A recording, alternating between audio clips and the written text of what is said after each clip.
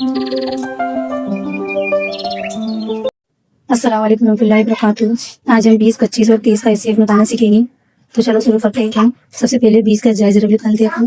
तो ये 20, फिर 2 के पाड़े से इसको निकालेंगे 2 ढाई 20, फिर 2 पंजे 10, 2 के पाड़े में 5 नहीं आएगा, 5 का पाड़ा लगाएंगे, 5 एकम 5, फिर 25 का एचसीएफ निकालेंगे। सबसे पहले तो अपन 25 का जायज़ ज़रब निकालेंगे।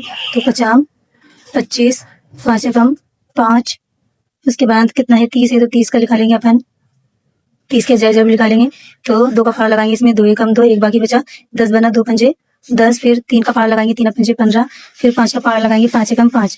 अभी इसमें देखेंगे कौन सा कॉमन आ रहा है इसमें, तो लिखेंगे 2 ज़रब 5, फिर 5 ज़रब 5, फिर 2 ज़रब 3 ज़रब 5। अब इसमें देखेंगे अपन कि इसमें कॉमन क्या क्या आ रहा।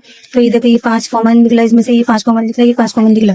अब इसमें 2 है पर इसमें नहीं है और इसमें भी है, तो तीनों में होना चाहिए। जितने अपने पास आपने भी तीनों आदत है जायज़ ज़रब करी, तो तीनों में होना चाहिए। अब 2 इसमें है और इसमें है पर इसमें नहीं है, तो अपन 2 को नहीं लेंगे।